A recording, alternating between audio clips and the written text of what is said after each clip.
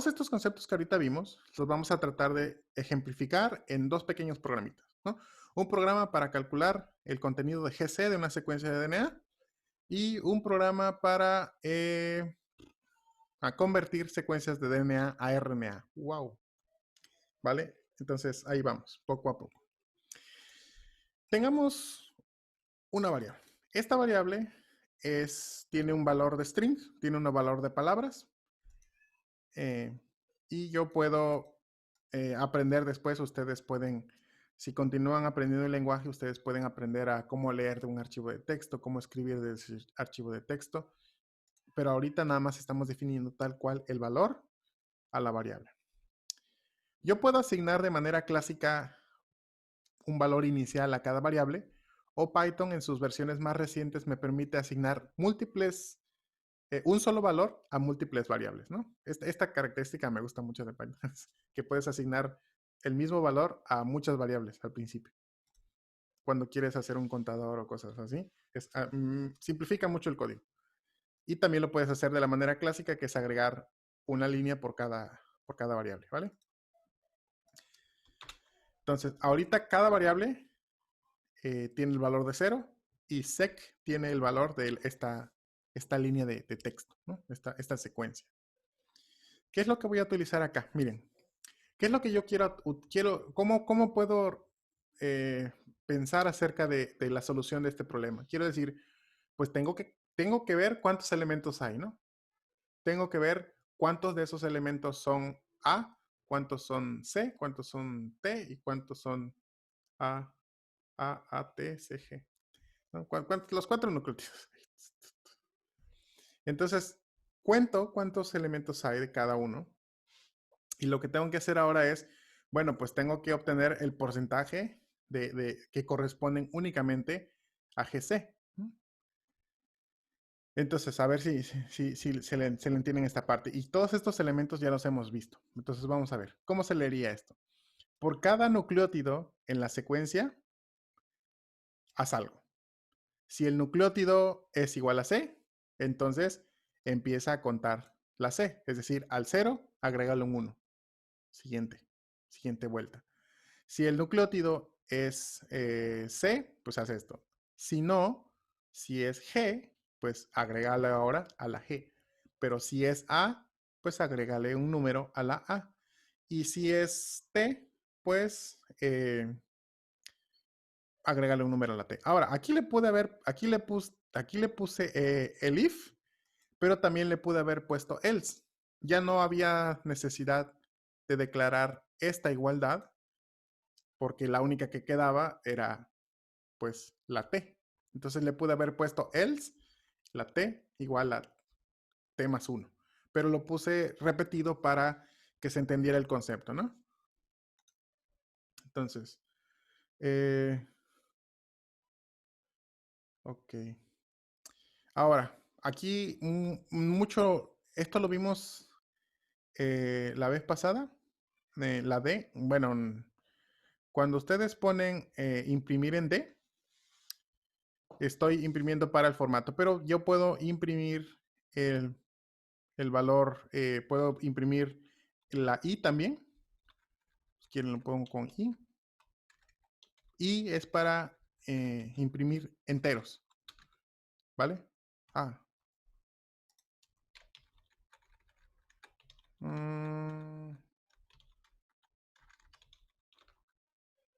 ¿Por qué no? Es que no ejecutaste el ciclo. Sí, sí. O sea, se quedó definido todo en ceros. Sí, si se quedó definido en 0, pues no da 0, ¿eh? Sí. Así pasa. Sí, le puedo definir así, ¿no? Entonces ahí está. ¿Por qué i? Porque el valor que voy a imprimir es un integer, es un número entero, ¿vale? Entonces, esto es para darle formato, porque bien lo puedo poner más crudo, digamos, sin tanta parafernalia, e imprimir directamente, ¿no? Así, ya. ¿No? Pero para darle pues sí, ¿qué es lo que estoy haciendo?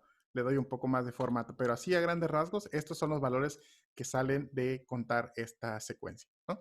No sé si se entendió esa. Por cada elemento vamos a contar, vamos a agregar un valor al contador inicial que fue puesto en 0.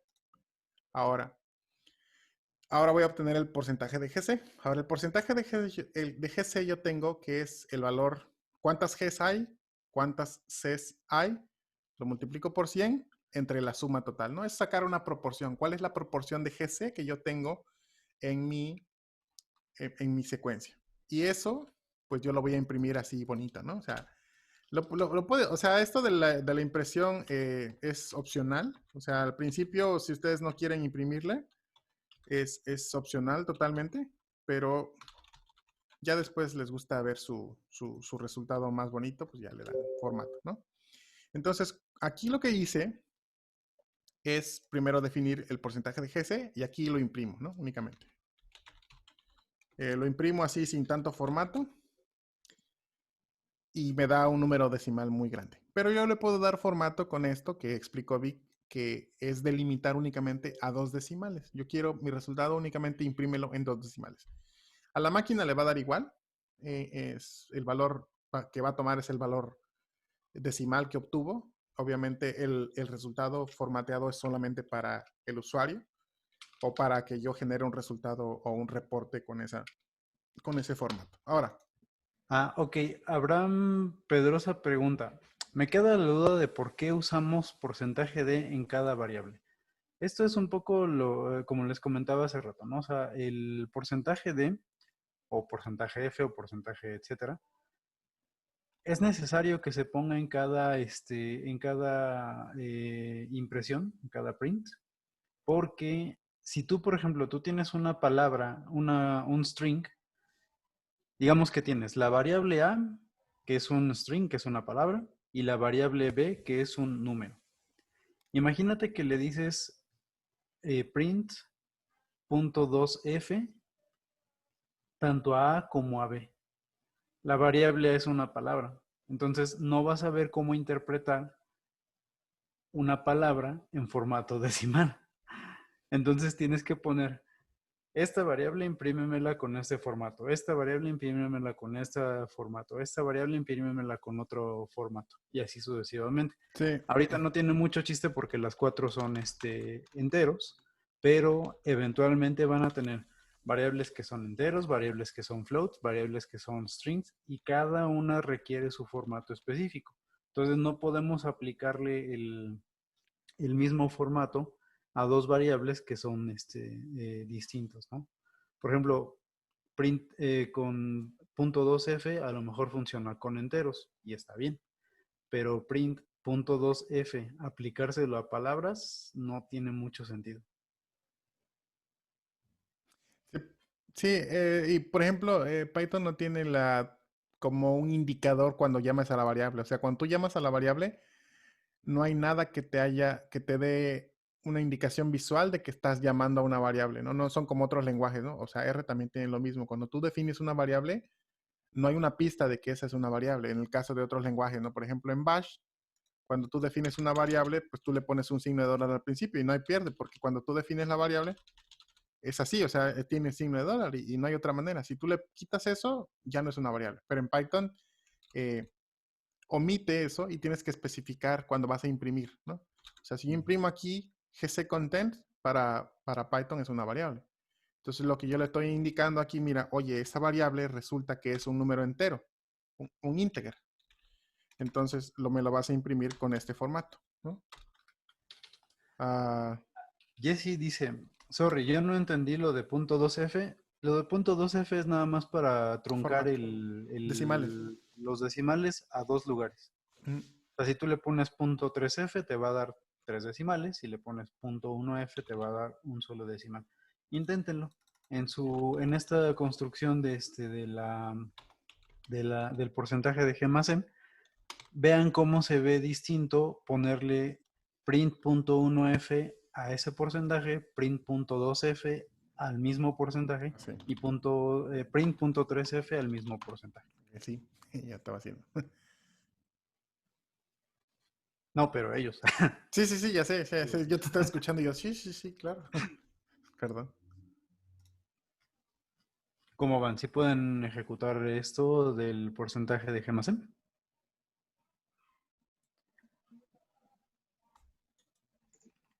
Ah, ok, Abraham Pedrosa dice, me sucede algo muy chistoso, estoy tratando de que la respuesta incluya el signo de porcentaje.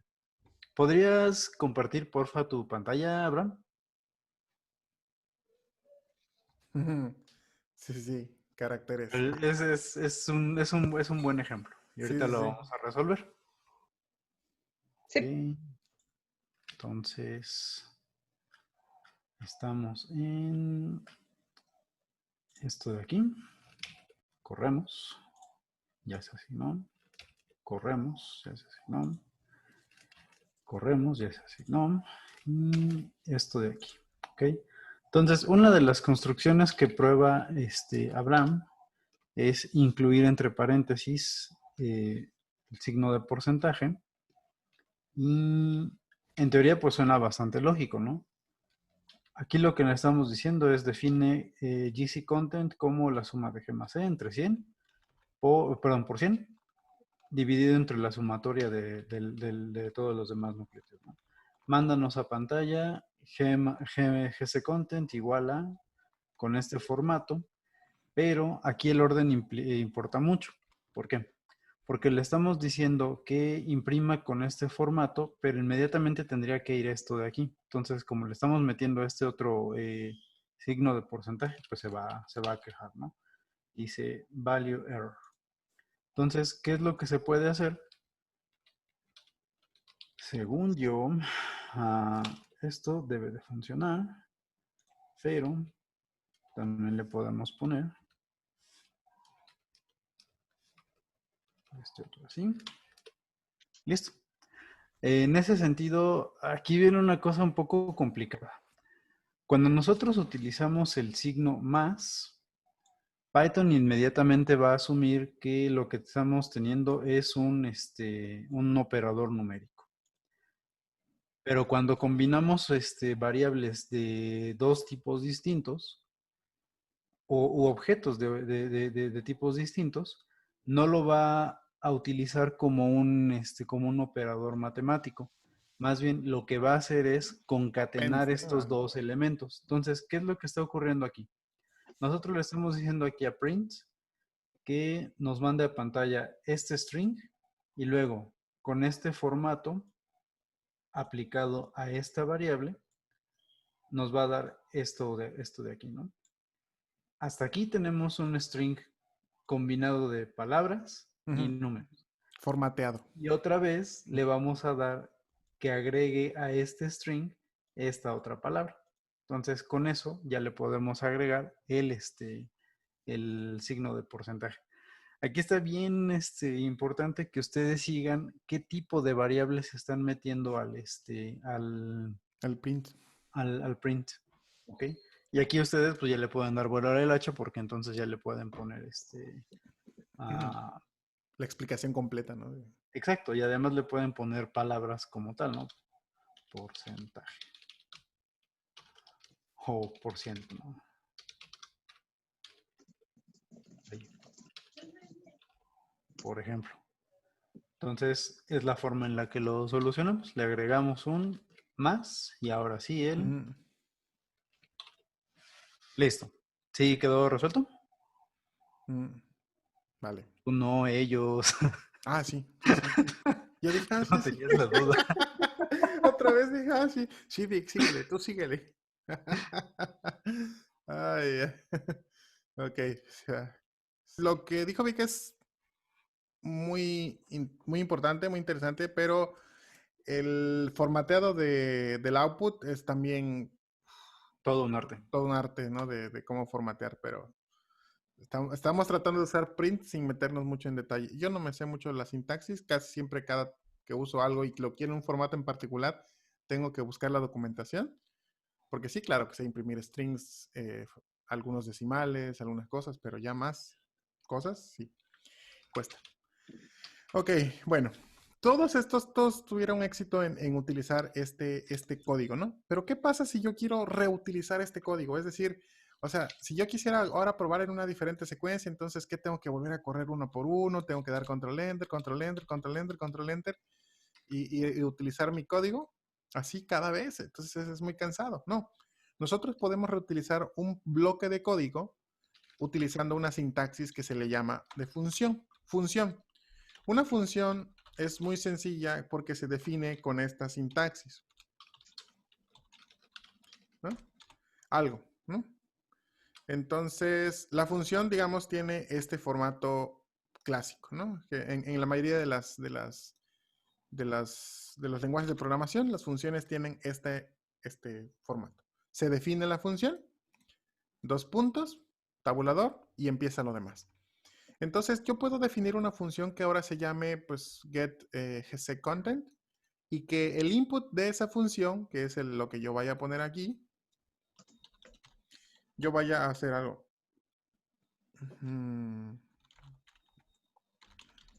Yo vaya a hacer algo posteriormente con ese input. Si yo sustituyo todo lo anterior y lo trato de simplificar un poco más y copiar únicamente aquellos que hacen la operación, yo podría llegar a generar que el porcentaje de GC es esto, el que me hace la cuenta de cada elemento es este, y que al final tengo que tener este elemento, ¿no? Normalmente en Python, uno de los requisitos para que yo pueda obtener el resultado de regreso es return. Hay una gran diferencia entre que sea return y print, pero yo creo que va más allá de la finalidad de este curso. Normalmente se utiliza return en funciones por cuestiones de programación y que esté mejor diseñado la función, pero también pueden poner print, ¿va? Pero se les recomienda que utilicen return siempre para que me regrese la función, ¿no? Ese va a ser lo que te va a regresar la función. Entonces, cuando yo hago y defino una función que sea para calcular el porcentaje de GC, ejecuto mi función, no pasa nada, pero ahora mi función ya está precargada en el sistema. Ya la función ya está cargada en la memoria, ¿va? ¿Se acuerdan de la opción de comentario de muchas líneas? Esta opción se llama docstring y sirve para precisamente documentar funciones o documentar otros elementos como las clases u otras cosas más complejas de Python. Entonces, cuando yo pongo y ya defino previamente mi función, yo puedo obtener ayuda de mi propia función. Y aquí está como si fuera ya un programa de Python, ¿no? Como si ya fuera un programa incluido en Python, pero ese programa lo acabo de definir yo en esta sesión. Ahora vamos a utilizar nuestra función, ¿no? Voy a definir una secuencia un poco más cortita que es totalmente diferente a la anterior y le doy getC. Cuando yo le doy como entrada una secuencia totalmente diferente, la función va a hacer lo que sabe hacer, que es calcular el porcentaje de GC. Entonces, si yo le agrego una función que es un poco más grande o un poco más de secuencia más grande o más pequeña, siempre va a hacer lo mismo. O sea, si yo pongo una secuencia más pequeña y calculo la función, lo va a calcular. Y si yo pongo una secuencia que tiene muchos más nucleótidos, lo va a calcular de la misma manera, ¿no? Entonces, la función va a estar definida y se va a poder reciclar, ¿no? Eso es lo que hace una función. Eso es lo que nos permite reciclar el código, ¿vale? Entonces, ¿cómo defino yo una función? Con la misma estructura que yo hice originalmente para una secuencia de pasos, lo que hago ahora es ponerla dentro de esta construcción, ¿no? Entonces, lo único que yo no estoy definiendo es el input. El input es el que va a ser variable, el que va a cambiar, ¿no? Este input puede ser una secuencia muy corta, puede ser una secuencia muy larga, puede ser eh, una secuencia de 10 millones de caracteres, o sea, no importa, porque la función va a poder hacer lo mismo con 3 nucleótidos, 2 nucleótidos que con 4 nucleótidos que con 4 millones, ¿no? Entonces, eso nos permite reciclar. También el cómo escribir funciones, el cómo poner pruebas para tus funciones es todo un arte, ¿no? Y también podríamos perdernos totalmente en ese tema sin llegar a concluir pues en profundidad cómo funcionan. Pero lo que quiero saber es que las funciones, lo que quiero que sepan más bien es que las funciones nos permiten reciclar código, nos permiten construir código. Si yo voy al código fuente de print, Resulta que alguien ya hizo una función y que esta función, por así decirlo, a grandes rasgos, la definió como esto, print, por ejemplo, ¿no?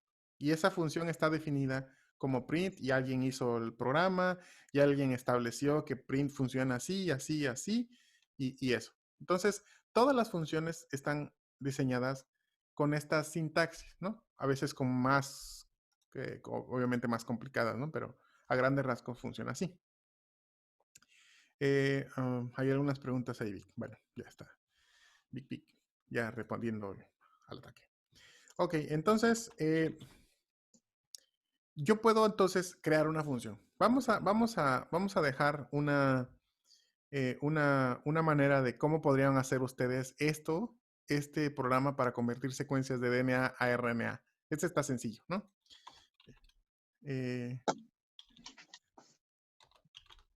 ¿Cómo? Este está muy sencillo. De hecho, tengo una secuencia y a esta secuencia se le asigna una variable y la variable ahora se va a reemplazar el valor de t por u. Y este valor se lo voy a asignar ahora a una nueva variable que se va a llamar secuencia RNA. Entonces, ¿qué es lo que hace este método? Este método replace lo que hace es reemplazar un valor por otro. Pero una característica especial de replace es que replace solamente funciona para strings. O sea, solo funciona para texto. Si yo quisiera buscar y reemplazar en una lista, no lo podría hacer, porque replace es un método específico para strings. Eso suena muy técnico. Pero digamos que hay funciones y métodos que son específicas de un tipo de archivo, de un tipo de cosa en Python, ¿no? Entonces, es lo que tienen que tener en mente. Si yo quiero buscar algo específico de un tipo de dato, tengo que buscarlo así en el Google, ¿no? Si yo quiero buscar ayuda acerca de la lista, entonces tengo que buscar método para lista, función para lista, ¿no? Método para strings, función para string, ¿no? Y así empezando a diferenciar las diferentes estructuras del lenguaje, ¿no? Ok. Este programa es muy, está muy, son 2 líneas, que es para convertir secuencias de DNA a RNA y ya. No sé, ya no tengo que hacer nada más. El otro me faltó ponerle el título y es, creo que le puse, que es crear tabla de, no, crear lista de codones, ¿vale? Este es el otro, ¿no? Entonces, este es otro programa para ver y crear una lista de codones. Ahora, a partir de la secuencia anterior. Ya tengo la secuencia y la secuencia ya está en RNA, ¿no? Ahora yo voy a tomar esta secuencia de RNA y lo que voy a hacer es crear una lista de codones. Ahorita vamos a ver cómo va. ¿Se dan cuenta? La salida que tengo aquí es haber tomado esta secuencia en fragmentos de 3 en 3 y asignárselo a una lista. Eso fue lo que hice. Agarré la secuencia completa, que es un string, lo partí en cachitos de 3 en 3, porque los codones van de 3 en 3, y lo asigné a una lista. Se le pueden modificar muchas cosas. Por ejemplo, si el codón es ATG al principio, le voy a asignar un cierto valor, ¿no? Que es codón de inicio. Si el codón tiene esta sintaxis, entonces es un codón de paro. Si el codón tiene esto, entonces el codón es tal cosa. Le puedo asignar uno a uno el valor que va a tener cada codón, pero eso lo vamos a ver el día de mañana. Ahorita solamente les quiero mostrar que esta secuencia continua de caracteres o de strings, yo lo puedo fragmentar en diferentes cachitos y cada cachito lo voy a mantener y lo voy a mandar a una lista para que después, por cada elemento en una lista, voy a buscar en otra estructura si hay una equivalencia. Y si me hace match, este codón lo voy a poner como fenilalanina, este lo voy a poner como arginina y este lo voy a poner como tal. Y después lo voy a poner en una secuencia de proteínas traducidas. Un ejemplo muy burdo, tomando en cuenta solamente pues, un marco de lectura, ¿verdad? Pero es simplemente para entender cómo funciona Python en este sentido, ¿no? Por cada elemento en mi lista voy a hacer algo. Por cada elemento en esta lista de caracteres voy a dividirlos en 3. Voy a ver que sean obviamente menor que 3. Y que dice, ¿cómo es que en el notebook se elimina para poner el título? Ah, sí, eso es... Sí, eso es, se le llama Markdown. Lo vamos a... Es con con los shortcuts, que es el A, yo le pongo aquí y está en modo de código. Pero si yo pongo la letra en modo de comando, le pongo la letra M, cambia, si se dan cuenta, cambia de Markdown a código. Lo puedo hacer manual, o sea, puedo seleccionar aquí y poner Markdown. Y aquí ya puedo poner título, ¿no?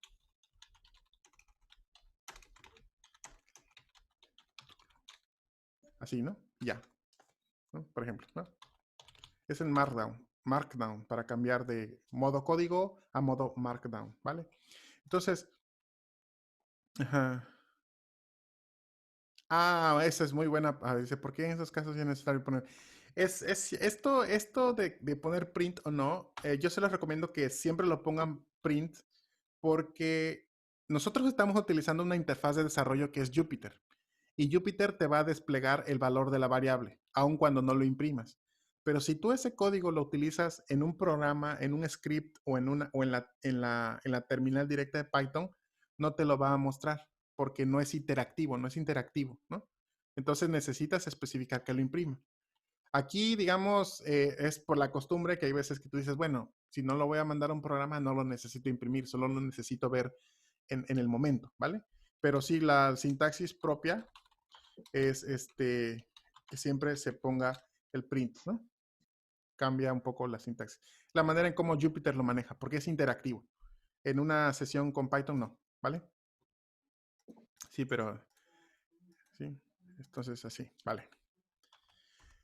Y ahí está mi lista de comandos. Ahora, ¿cómo funciona esto? ¿Qué es? Alguien que me quiera, que se quiera animar a ver, a explicar cómo funciona este código. ¿O qué significa? ¿Cómo leerían este código? Un valiente del público que quiera animarse a ver. Son todos los temas que hemos visto ahorita. Iteración, condicionales, slicing y operadores aritméticos. Listas. A ver, ¿quién se anima? Uno. No importa que no tengas, No o sea, importa toda la respuesta. aunque riegue el tepache. Un valiente. No sé por qué, pero ya sé quién va a preguntar, pero a ver. ¿Quién se anima? Tin, tin, tin. Yo lo entendí de esta manera. Digo,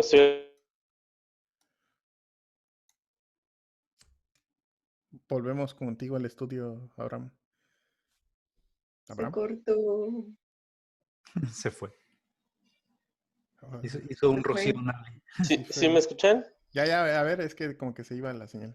Ya, ahora sí. Sí, ya, fuerte y claro. Decía como que soy el que más pregunta, voy a tratar de participar. Lo que entiendo yo en esta línea Ajá. es que primero, Uf. Ujú. Ah, se volvió a ir tu audio. Sí, no, pues Y ahorita regresa y dice, y bueno, así es. así es como yo lo entiendo. Abraham, Y no eso sé. es bueno, todo lo que tengo que decir al respecto. Híjole, ¿sí me Abraham. escuchan? Ya, otra vez. Es que no, Otra si vez. ya explicaste magistralmente, ya perdimos la oportunidad, ¿eh? A ver, ¿puedes repetirlo? Porfa, es que se perdió el audio. ¿Otra vez? Ok. Si no, alguien al dedazo. Bueno, A alguien. ver si yo puedo explicarlo. No A sé si ver, me... Vale, sí, vale. adelante. A ver, claro. Ok. Lo que yo entiendo es que dice por cada número entero en el intervalo de la posición 0 a 3 para la longitud de secuencia RNA, Ujú, se va a hacer lo siguiente. Cuando definimos codón es los valores que están en seq-RNA, ajá, la secuencia. desde el conteo que vamos haciendo de cada 3 nucleótidos, ¿no? Que ya lo Ujú, habíamos definido antes. ujú, Si la longitud de codón es menor a 3, Entonces, vamos a hacer una lista. En la lista de codones vamos a agregar con iteraciones. No, agregar un asterisco, agregar el símbolo de asterisco. Ok, vamos a agregar un asterisco cada vez que sea menor que 3 el valor, ¿no? Ujú. Y de otra forma, vamos a agregar la palabra codón. Ok, por ahí. Sí, sí, sí. Muy, muy bien. Sí. Más o menos. Sí, sí, no, está muy, Gracias, muy bien. Sandra. Sí, sí, Gracias, sí. muchas gracias. Por ahí va la idea. La idea está muy, muy bien. Ahorita nada más faltó agregar aquí rango, permite un inicio y un final, pero también tiene una característica especial que es dar pasos, o sea, dar de cuánto en cuánto voy a contar. Es decir, voy a contar de 0 hasta la longitud total, pero voy a fragmentar en 3 en 3, ¿no? Es lo que dices, por cada bloque de 3 en 3, por cada iteración en el rango que va de 3 en 3, yo voy a seleccionar el valor del 0 al valor de 0 más 3, que sería del 0 al 3, voy a seleccionar el primer codón. Segunda iteración, voy a seleccionar del 4 al 6. Tercera iteración, voy a seleccionar del 7 al 9, y así sucesivamente hasta que llegue al final de la longitud total de la secuencia. Esa es la primera parte. Y ahí defino los codones, esa secuencia, ¿no? Y esa secuencia. Si al final resulta que el número no es divisible entre 3 y me sobra 1 o 2 nucleótidos, la longitud del codón va a ser menor a 3. Entonces lo que le voy a asignar es un asterisco, que normalmente es como un codón de paro. No significa que ese sea un codón de paro, pero es una versión muy burda de una traducción, ¿no? Pero yo voy a decir, si no trae el codón completo, es un codón de paro para mí, ahorita.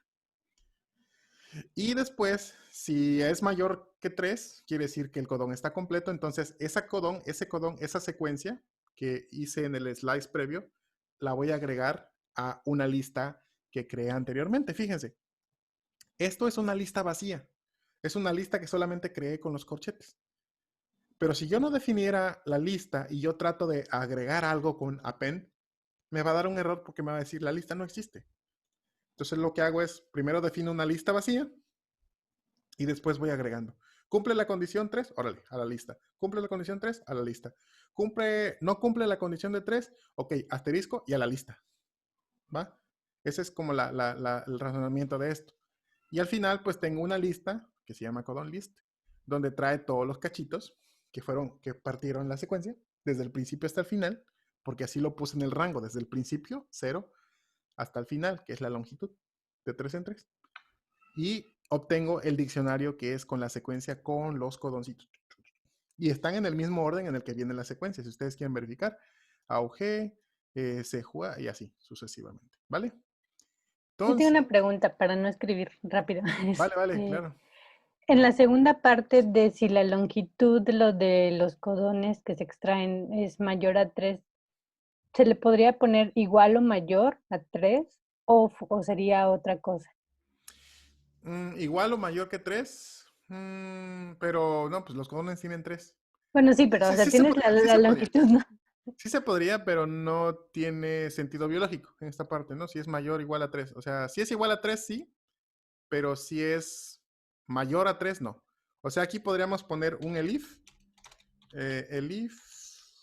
que sí sea, que la longitud del codón sea igual a 3.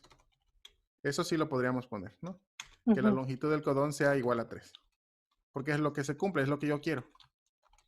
Pero se omite porque si no se cumple la primera condición, que es menor a 3, esto quiere decir entonces que los demás son mayor a 3, ¿no? Entonces es como ¿cómo le llaman? Por eliminación. Sí puedo poner el elif. Sí, creo que me confundo entre mayor o menor, pero sí, justo, o sea, se podría poner digamos, las dos condiciones, puede ser igual o puede ser menor. Exacto, puedes poner las dos, sí, claro. Gracias. Sí, la cosa es escribir menos. Esa es cuando tengo que escribir menos, y esa es la que uso, ¿no? Porque Pero está bien, aunque sea uno redundante al principio, cuando uno escribe código, no importa ser redundante. Con la práctica tú vas encontrando un camino más corto hasta decir, ah, mira, se pudo haber hecho de esta manera, más fácil, ¿no? Incluso puede venir alguien más y decir, oye, esto está bien cacho, porque es muy redundante, pero es la forma más sencilla que encuentro de hacerlo. ¿Vale? Ahora, ¿cómo puedo reciclar este código? De la misma manera que hicimos la anterior, puedo definir una función para reutilizar este código, ¿vale? Entonces, simplifico lo anterior y en lugar de imprimir, regreso, ¿no? Hago un return para que cuando yo pueda utilizar la función, únicamente la llamo así, la función. Obviamente hay que declarar el... Ahí está. Y ya puedo obtener los... pues no está definido otra vez, lo mismo que hace rato. Ya, ¿no? Está definir la función y obtenerlo. Entonces, esta es una aplicación bastante sencilla.